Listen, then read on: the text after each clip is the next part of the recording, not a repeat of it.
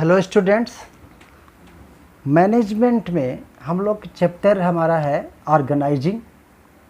और ऑर्गेनाइजिंग में जो टॉपिक हम लोग पढ़ने जा रहे हैं आज वो है टाइप्स ऑफ ऑर्गेनाइजेशनल स्ट्रक्चर। तो ऑर्गेनाइजेशनल स्ट्रक्चर का जो टाइप है हम लोग पढ़ रहे हैं जॉब के बेस पे, एक्टिविटीज़ के बेस पे। किसी भी ऑर्गेनाइजेशन में किस टाइप की एक्टिविटीज़ परफॉर्म की जा रही हैं या किस नेचर के जॉब्स परफॉर्म किए जा रहे हैं, उसके बेस पे ये है टाइप ऑफ ऑर्गेनाइजेशनल स्ट्रक्चर। एक है फंक्शनल स्ट्रक्चर और डिविजनल स्ट्रक्चर। एक और टाइप होता है जो फॉर्मल और इनफॉर्मल, वो जो हम आगे पढ़ेंगे, लेकिन वो रिलेशनशिप के बेस पे टाइप है, फॉर्मल इनफॉर्मल। लेकिन अभी जो हम लोग टाइप पढ़ रहे हैं ये एक्टिविटीज़ किस तरह की परफॉर्म की जाती हैं किसी भी ऑर्गेनाइजेशन में, उसके बेस पे ये हम लोग पढ़ रहे हैं functional structure and divisional structure. तो अभी हम लोग फंक्शनल स्ट्रक्चर की बात करेंगे, डिविजनल स्ट्रक्चर हम बाद में पढ़ेंगे। तो फंक्शनल स्ट्रक्चर जैसा कि नाम से पता चल रहा है, फंक्शन के बेस पे ग्रुपिंग होती है। Functional structure means grouping of job. जैसा कि हम लोग जानते हैं ऑर्गेनाइजिंग में हम लोग क्या करते हैं, मीनिंग हम लोग पढ़े थे कि ऑर्गेनाइजिंग में हम लोग एक्टिविटीज़ को आइडेंटिफाई करते हैं, फिर उनकी ग्रुपिंग करते हैं। तो जो जॉब्स हैं, जो एक्टिविटीज़ है, इनकी ग्रुपिंग करना डिपार्टमेंट के हिसाब से, तो उसी को बोलते हैं फंक्शनल स्ट्रक्चर। तो और ग्रुपिंग कैसे होगी? सिमिलरिटी के बेस पे। जैसे आप तो अकाउंटिंग आप पढ़ते हैं, जर्नल है, लेजर है, ट्रायल बैलेंस है, बैलेंस शीट है, रिपोर्ट बनाना है, ये सब क्या, ये अकाउंटिंग का जॉब है। तो ये सिमिलर जॉब है, तो अकाउंट डिपार्टमेंट हो गया।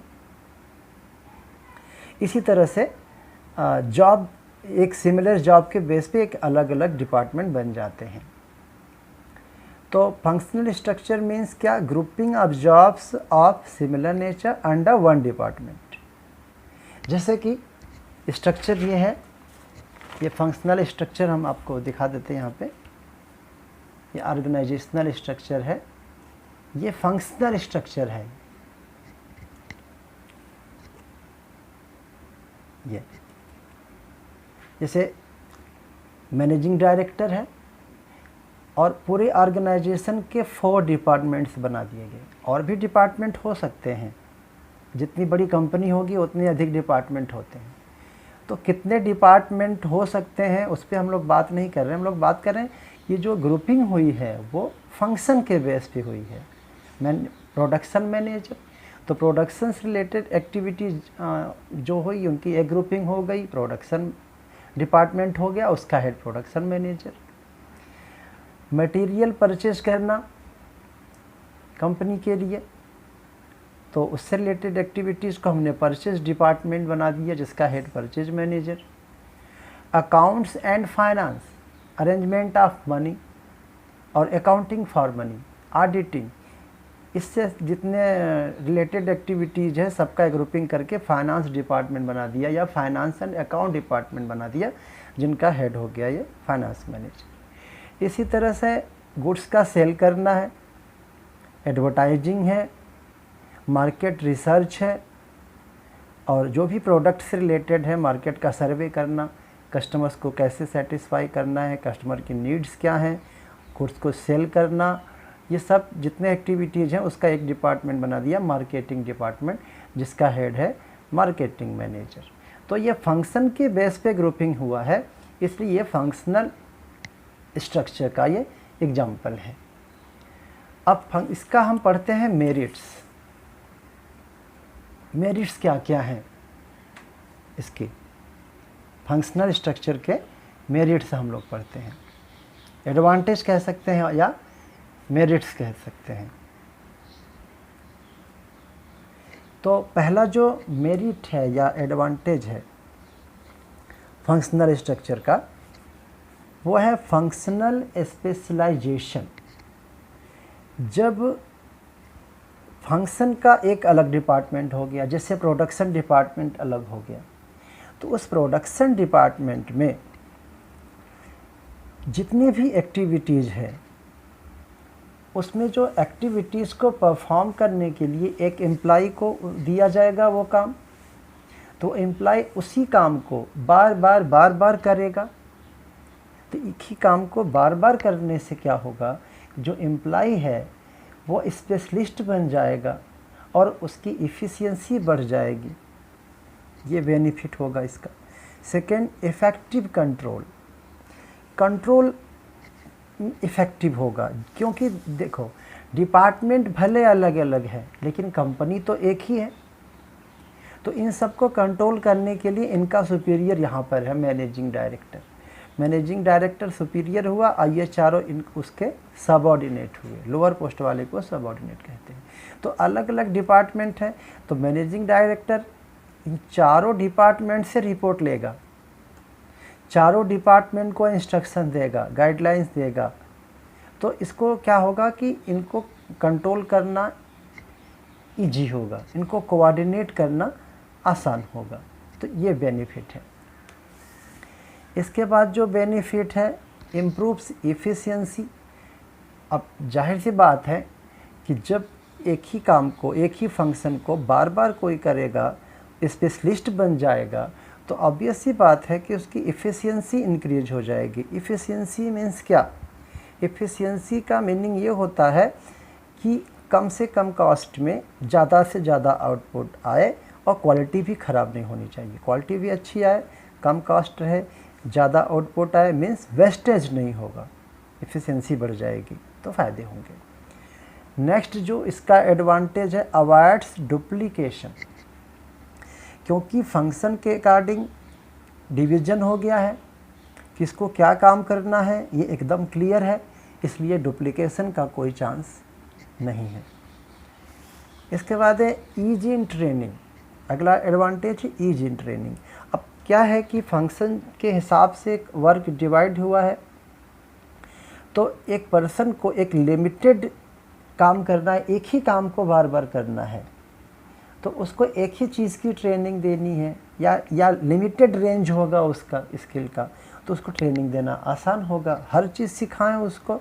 जैसे अब अकाउंट डिपार्टमेंट की हम बात करें, तो अकाउंट डिपार्टमेंट में बहुत सारा काम है, लेकिन काम बटा हुआ है, लेजर पोस्टिंग कोई और करता है, कैश बुक कोई और मेंटेन करता है, परचेज बुक कोई और मेंटेन करता है।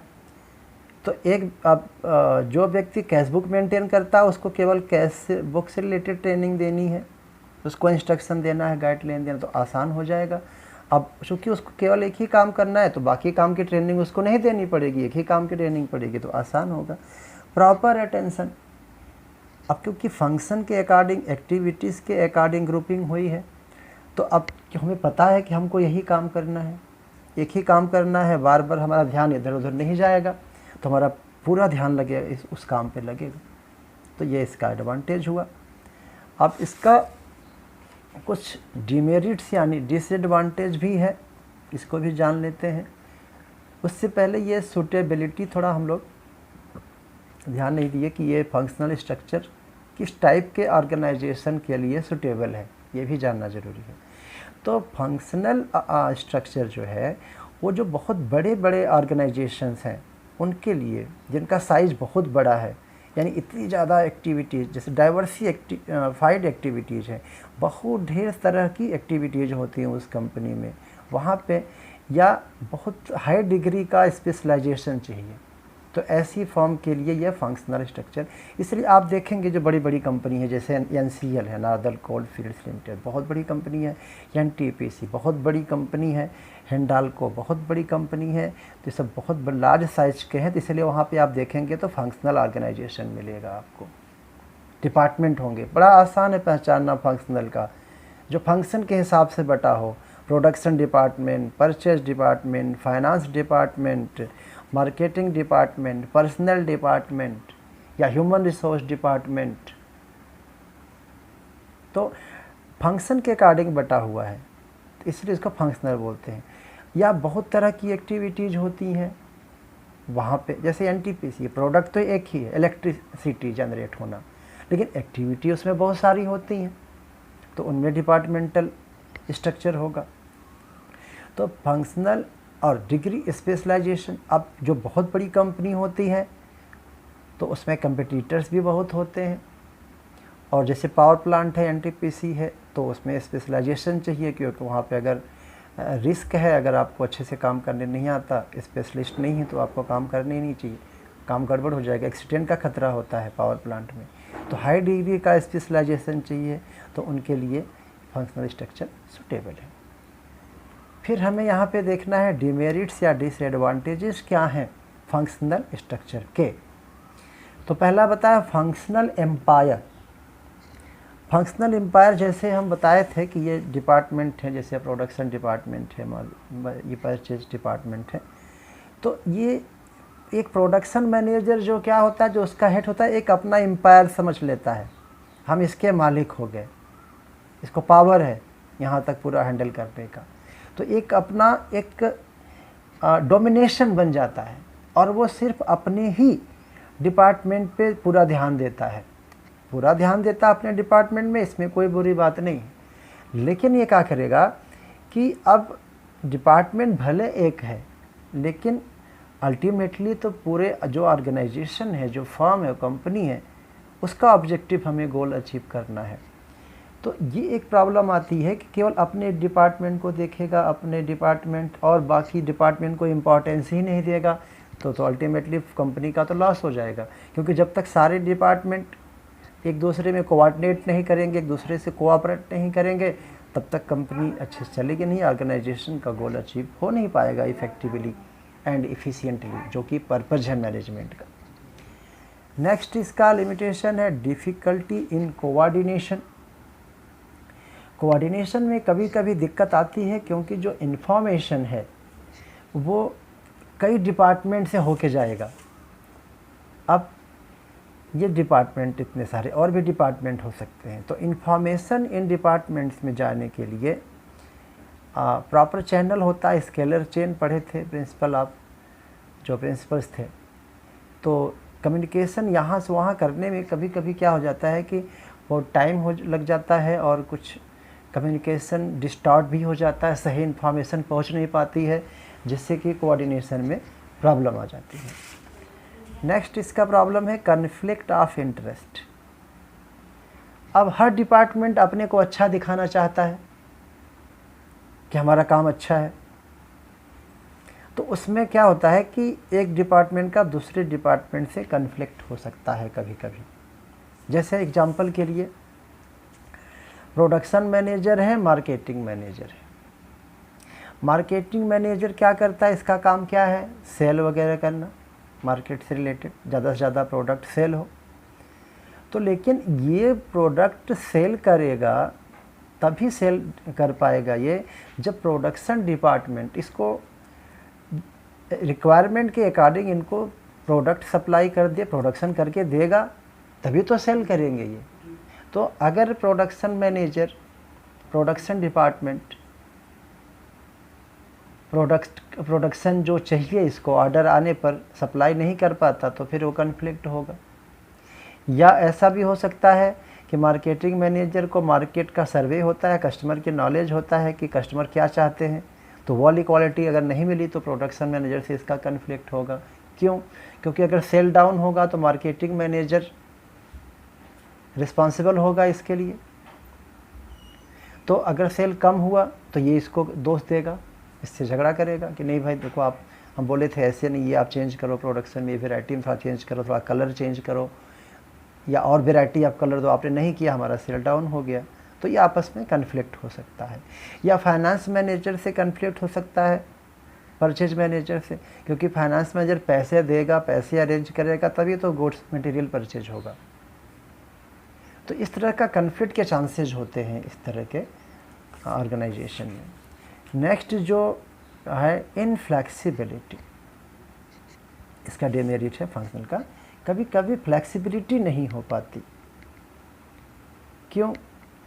क्योंकि अगर हम डिपार्टमेंट से ट्रांसफ़र करना चाहें, एक डिपार्टमेंट से दूसरे डिपार्टमेंट में ट्रांसफ़र करना चाहें, तो मुश्किल होगा, क्योंकि मार्केटिंग डिपार्टमेंट का पर्सन है, अब वो मार्केटिंग के काम में है, एक्सपर्ट है। अब देखिए फाइनेंस डिपार्टमेंट वाले भी कॉमर्स पढ़ते हैं, बीकॉम, बीबीए, एमबीए, मार्केटिंग वाले भी कॉमर्स पढ़ते हैं, MBA BBA, तो नॉलेज तो दोनों को वही, एजुकेशन तो दोनों का वही है। लेकिन जब वो कंपनी में काम करने लगा मार्केटिंग में, तो इसको मार्केटिंग की ट्रेनिंग दी गई, और सेम क्वालिफिकेशन का बंदा इस डिपार्टमेंट में भी है, अकाउंट्स एंड फाइनेंस डिपार्टमेंट में। तो एजुकेशन तो इसका भी वही है, लेकिन चूंकि अकाउंट डिपार्टमेंट में काम कर रहा है तो इसको अकाउंट से रिलेटेड ट्रेनिंग दी गई है। तो अब अगर इनको ट्रांसफ़र करना हुआ एक दूसरे डिपार्टमेंट तो उनको प्रॉब्लम आएगी, क्योंकि उसको प्रैक्टिस नहीं है। अकाउंट वाले को मार्केटिंग का प्रैक्टिस नहीं है, एक्सपीरियंस नहीं है, ट्रेनिंग नहीं है। मार्केटिंग वाले को अकाउंट्स का प्रैक्टिस नहीं है, ट्रेनिंग नहीं है, पढ़ाई तो भले की है, तो फिर ये ट्रांसफ़र करना मुश्किल हो जाएगा। तो इसीलिए बोला कि फ्लेक्सिबिलिटी नहीं हो पाती इस तरह के ऑर्गेनाइजेशन में। नेक्स्ट है डिफ़िकल्ट टू होल्ड अकाउंटेबल। अब मान लीजिए कि हमारा परफॉर्मेंस ठीक नहीं आया हमारे ऑर्गेनाइजेशन का, तो कौन अकाउंटेबल है, कौन जिम्मेदार है?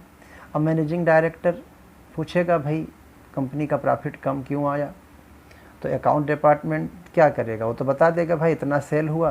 अब सेल तो अकाउंट डिपार्टमेंट करेगा नहीं, सेल तो मार्केटिंग डिपार्टमेंट करेगा। इतना सेल हुआ, एक्सपेंस भी कौन करेगा? सारे डिपार्टमेंट खर्च करेंगे, तो वो तो प्रॉफिट केवल कैलकुलेट कर लेगा। हाँ, ये प्लानिंग इनकी होती है, अगर प्रॉपर प्लानिंग नहीं हुआ, बजट सही नहीं हुआ, तो इनका भी दोष हो सकता है परफॉर्मेंस में। तो अब एक दूसरे को दोष देना शुरू कर देंगे, तो फिर कौन जिम्मेदार है, असल में कौन जिम्मेदार है, फिर वो प्रॉब्लम होगी पता करना। तो ये प्रॉब्लम आती है। तो ये हम लोग पढ़ लिए फंक्शनल स्ट्रक्चर, हम लोग पढ़े आज, जो जॉब के बेस पे जो हम ग्रुपिंग करते हैं, और नेचर के बेस पे जो ग्रुपिंग होती है, जो स्ट्रक्चर बनता है उसको फंक्शनल स्ट्रक्चर कहते हैं। इसमें हमने पढ़ लिया है कि